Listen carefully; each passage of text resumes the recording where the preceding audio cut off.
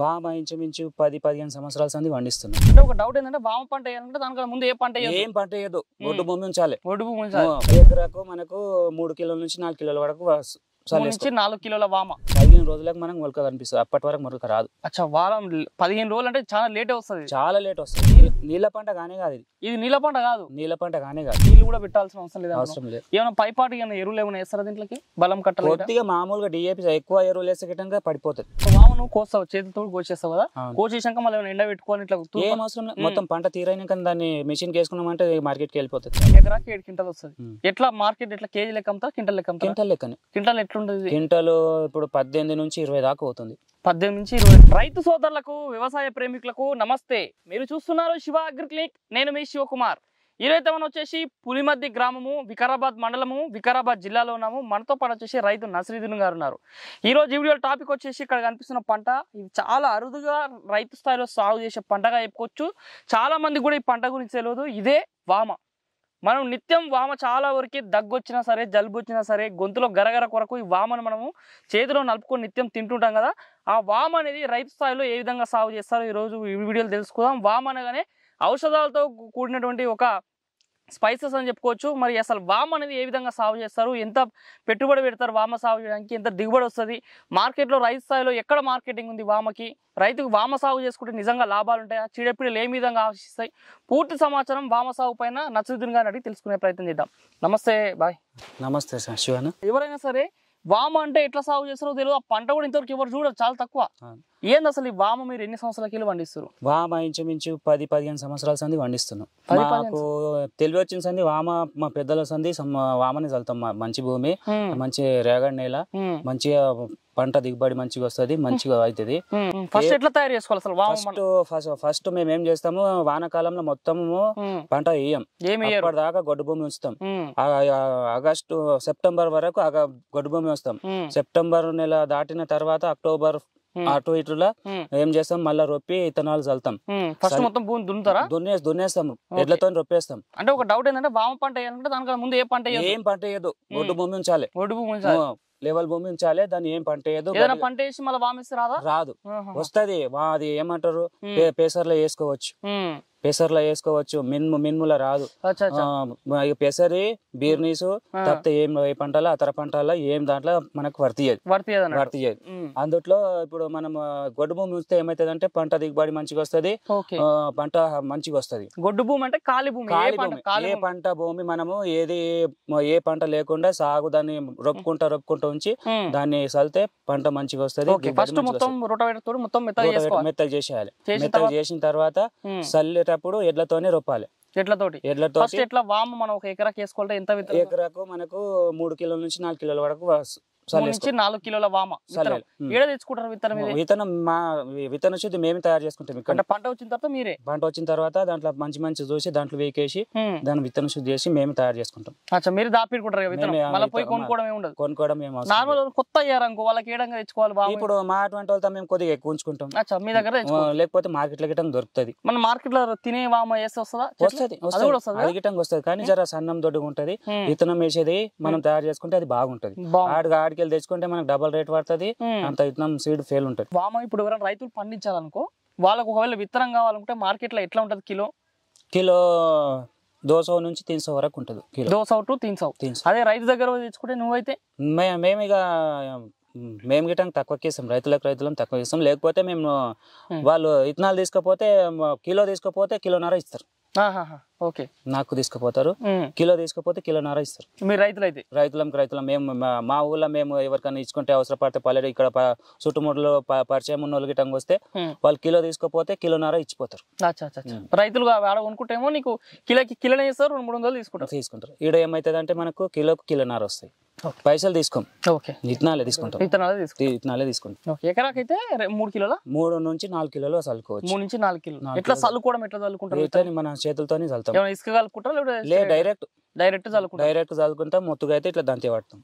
చల్లుకున్న తర్వాత ఏం చేస్తారు? చల్లుకున్న తర్వాత ఎడ్లతో రొప్పేస్తాం. ఎడ్లతో మట్టి మీద పడిపిస్తాం. మట్టి మొత్తం ఇత్తనాలు మట్టిలో కలిపేస్తాం. కలిపేసినాక వారం 15 రోజులకు మనకు మొలక కనిపిస్తుంది. అప్పటి వరకు మొలక రాదు. అచ్చా, వారం 15 రోజులు అంటే చాలా లేట్ వస్తుంది. 15 రోజుల తర్వాత మనకు మొలక కనిపిస్తుంది. మనం మట్టి ఎడ్లతోటి గొర్రు కొట్టిన తర్వాత నీళ్ళు ఏమైనా పెడతారా? ఏం లేదు, నీళ్ళ పంట కానే కాదు. ఇది నీళ్ళ పంట కాదు. నీళ్ళు అవసరమే లేదు. ఇప్పుడు వర్షాకాలం ఇప్పటి వరకు పడ్డది. ఇప్పుడు పడకపోయిన గిట్ట ఇది పంట పండేది. ఇప్పుడు నువ్వు ఈడ ఉన్నది వామ ఎన్ని రోజుల పంట? ఇది 6 నెలల పంట. ఇప్పుడు ఈడ కనిపిస్తుంది. ఇది కనిపించేది మనకు 2 నెలలు అయింది. 2 నెలలు. ఈ 2 నెలల్లో ఒక్కసారి నీళ్ళు తడియలే. వర్షాధారమే పడ్డది. వర్షాధారమే ఇంకా అంతే. కానీ పైన తడియాల్సిన అవసరం లేదు. వర్షానికి ఇది మళ్ళా నీళ్లు పెడితే ఖరాబ్ అవుతుంది. మామ పంట దిగుబడి రాదు. భూసం పోతుంది. నీళ్ళు అనేది పెట్టొద్దు. ఓకే, ఇప్పుడు నువ్వు చల్లినవు 15 రోజులు మొలకొస్తుంది. ఇట్లా కానిక నీకు 2 నెలలు పట్టింది. ఇప్పుడు ఈ 2 నెలల దాకా ఈ సైజ్ కు 2 నెలలు అయింది. ఇప్పటికి 2 నెలలు మొత్తం వామ పంట కోసి మొత్తం 6 నెలలకు వస్తుంది. ఇతరం చల్లినంత మంచి 6 నెలల వరకు పంట అంటే సేమ్ కంది పంట టైప్. సేమ్ కంది పంట, ఒకటే పంట. కంది ఇది ఒకటే పంట, ఒకటే సాగు వస్తుంది. ఓకే, ఇప్పుడు ఇది ఏంది మన ఈ పంట నీళ్లు కూడా పెట్టాల్సిన అవసరం లేదు. ఏమైనా పైపాటి ఎరువులు ఏమైనా వేస్తారా దీంట్లోకి? బలం కట్టాలి. కొద్దిగా మామూలుగా DAP ఎక్కువ ఎరువులు వేసే గిట్టంగా పడిపోతుంది. ఎక్కువ ఎరువులు వేసి కూడా పడిపోతుంది. కొద్దిగా మామూలుగా చల్లేటప్పుడే ఇంత DAP వాడేయాలి. లేకపోతే దీనికి మసాలానే అవసరం ఉండదు. నువ్వు విత్తనం చల్లినప్పుడే DAP చల్లుకోవాలి. అంతే. మళ్ళీ మధ్యలో ఇప్పుడు ఈ 6 నెలల ఏం అవసరం లేదు. దానికి కలుపు మందు కొట్టాలేమో. కలుపు మందు కొట్టాలి. లేకపోతే ఎప్పుడన్నా గడ్డి కలుసుకోవాలి మనం. అంతే. కలుపు మందు ఎప్పుడు కొట్టాలి? కలుపు మందు మనం 40 రోజుల తర్వాత మొలక బిల్ల కట్టిన తర్వాత కలుపు మందు కొట్టవచ్చు. చేనుకి ఏం కాదు. అప్పుడు ఏం పంటకి ఏమి కాదు. ఓన్లీ మధ్యలో కలుపు కాడికి అవుతుంది అన్నట్టు. పంట మీద వడ్డగిట్టంగా ఏం కాదు. ఏం కలుపు మందు కొడతారు? అది గాలి గాని ఏజిల్ కలిపి కొడితే దీనికి ఏమి వామకి ఏం కాదు. ఓన్లీ కలుపు కాడికి పోతుంది.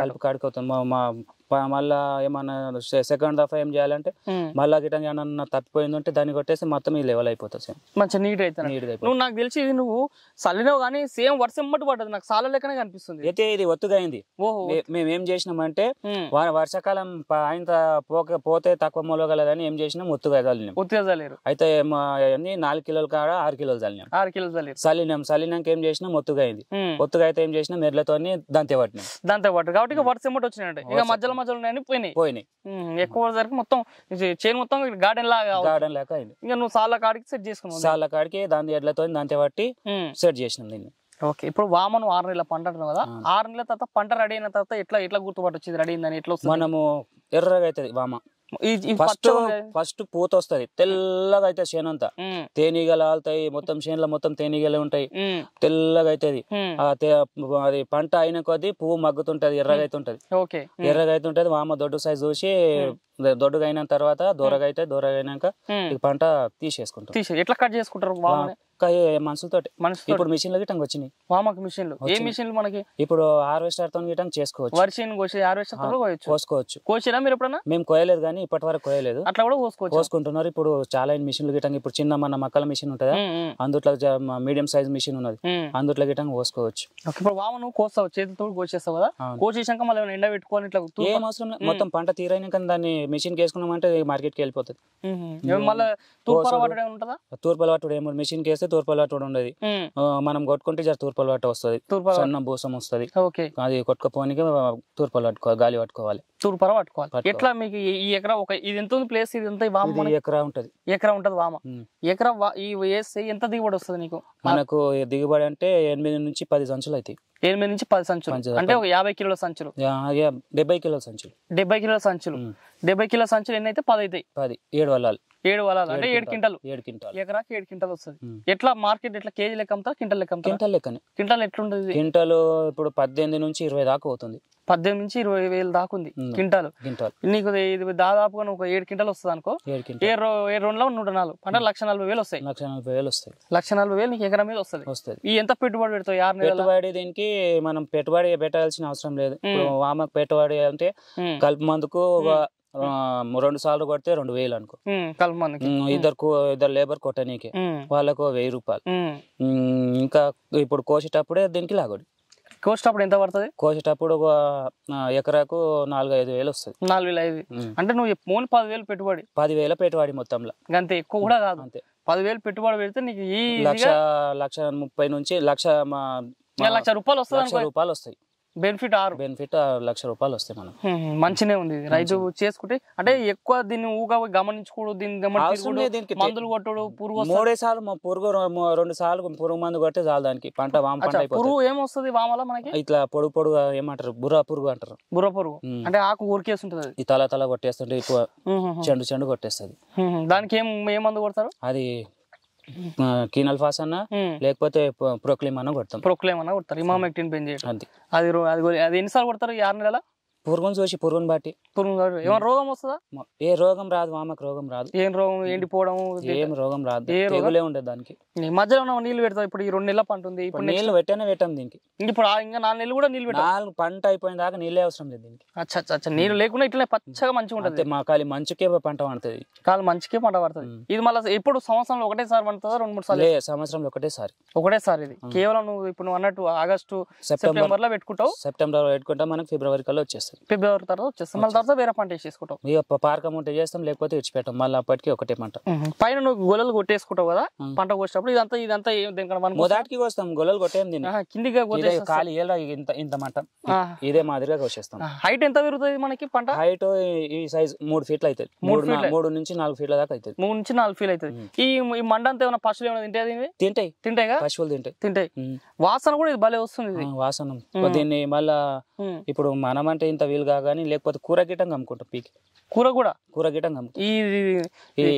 ఇప్పుడు ఇంత కట్ట 10 రూపాయలు కట్ట పోతుంది. అట్లా కూడా అమ్ముతారా? అవును. మీ దిక్కు అమ్ముతారా ఎవరైనా? కట్టలు కోసి వికారాబాద్ లో అమ్ముతారు కదా మార్కెట్ లో. ఏం చేస్తా? కూర అనుకుంటారు. వామకూర ఇట్లా కూడా బెనిఫిట్ ఉంది. బాగా హెల్త్ బెనిఫిట్ అనుకుంటా. వామ చాలా హెల్త్ బెనిఫిట్. నీకు తెలిసినంత వరకు వామ మంచిగా దేనికి పనికి వస్తుంది? మనకు ఆరోగ్యం చాలా 100 రోగాలకు నివారణ లేక మంచి వామ ఇది. 100 రోగాలు పోతాయి. 100 రోగాలు. పేగులు కూడా సాఫ్ అవుతాయి. పేగులు సాఫ్ అవుతాయి. మన దగ్గు వస్తే తగ్గిపోతుంది. ప్రతి దానికి మనం ప్రతి వంటలు వాడుకునే వస్తువు ఇది. వంటలు కూడా మంచిగా వాడుకోవాలి. అసలు ఒకప్పుడు వామ వేసుకునేది వంట. ఇప్పుడు జీలకర్ర వేస్తున్నాం కదా, అప్పుడు జీలకర్ర కన్నా మంచిది ఇది వామ అనేది. ఈ వామ అనేది ఎలాంటి నీళ్ళకైతే మంచిగా వండుతుంది? ఇప్పుడు రేగడి నేలలు మంచి సల్వ నేల, రేగడి నేల కావాలి. చెలక ఎర్ర నేల కాదు. ఎర్ర నేల అయితే మంచిగా అవుతుంది. మీ చుట్టుపక్కల ఎంత మంది వేస్తారు ఈ పులిమద్ది గ్రామాల రైతులు? చుట్టుపక్కల మా తాన ఇంచుమించు 350 ఎకరాలు కానీ అందులో 100 ఎకరాల దాకా వేసుకుంటారు వామ. 100 ఎకరాల దాకా వామని ఉంటుంది. మంచిగా చేస్తారు అనుకుంటా.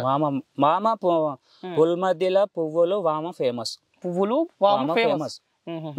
ఇక వేరే పంట అంత కేర్లెస్ తీసుకుంటారు. వామ పువ్వులు ఎందుకంటే పెట్టుబడి తక్కువ, రైతుకు ఆదాయం ఎక్కువ.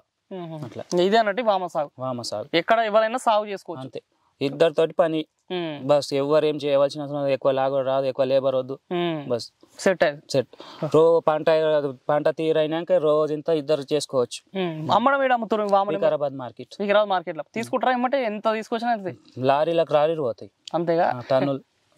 వికారాబాద్ లో మనకు మార్కెట్ ఉంది కదా, వికారాబాద్ లో మన కూరగాయల మార్కెట్ పక్కన గంజిలో ఉంటారు. మరి చూస్తున్న రైతు సోదరులారా, మరి ఇది రోజు ఈ వీడియోలో మరి నసిరుద్దీన్ భాయ్ సాగు చేసినటువంటి వామ పంట యొక్క సాగు అనుభవాలు. చాలా తక్కువ పెట్టుబడి, 6 నెలల పంట, 10,000 రూపాయల పెట్టుబడి, 1,00,000 రూపాయల ఆదాయంతో మంచి దిగుబడి తీసుకోగలిగే పంటగా చెప్పుకోవచ్చు. దీన్ని రైతు స్థాయిలో తక్కువ శ్రమతోటి ఎక్కువ ఆదాయం అని కూడా చెప్పొచ్చు. ఈ వామ కూడా ఆరోగ్యానికి చాలా బాగుండడంతో పాటు మార్కెట్లో కూడా దీనికి నిత్యం డిమాండ్ ఎక్కువగా ఉండే పంటగా చెప్పుకోవచ్చు. దీంట్లో చీడపీడల ఆశించడం తక్కువ ఉంటుంది. కేవలం 2 సార్లు స్ప్రే చేస్తామని చెప్తున్నారు. అసలు నీళ్ళే అవసరం లేదు. చాలా వరకు చాలా భూములలో నీళ్లు లేనటువంటి వ్యవసాయ భూములలో కూడా ఈ వామ వేసుకుంటే రైతులు మంచి దిగుబడులు సాధించవచ్చని ఈ వామ పంట సాగు అనుభవాల ద్వారా తెలుసుకోవచ్చు. మార్కెట్ కూడా డిమాండ్ ఉంది. వికారాబాద్ గంజులు అమ్ముతున్నామని చెప్తున్నారు. కింటాకి రైతుకి 18,000 నుంచి 20,000 రూపాయలు అని చెప్తున్నారు. మంచి రేటు ఉన్నటువంటి, మంచి మద్దతు రేటు ఉన్నటువంటి పంటగా కూడా తెలుసుకోవచ్చు. కాబట్టి మరి ఇంకేది కలిస్తే మీరు కూడా వామ సాగు చేయాలంటే ఈ వీడియో ద్వారా సమాచారం పొంది మీరు వామ సాగు చేసుకోవచ్చు. ఈ వీడియో మీకు నచ్చితే లైక్ చేయండి. నిత్యం నాణ్యమైన వ్యవసాయ సమాచారం కోసం శివ అగ్రిక్లింక్ కి సబ్స్క్రైబ్ చేసుకోండి. మరొక మంచి వీడియోలో కలుద్దాం. అంతవరకు సెలవు. ధన్యవాదాలు. జై హింద్.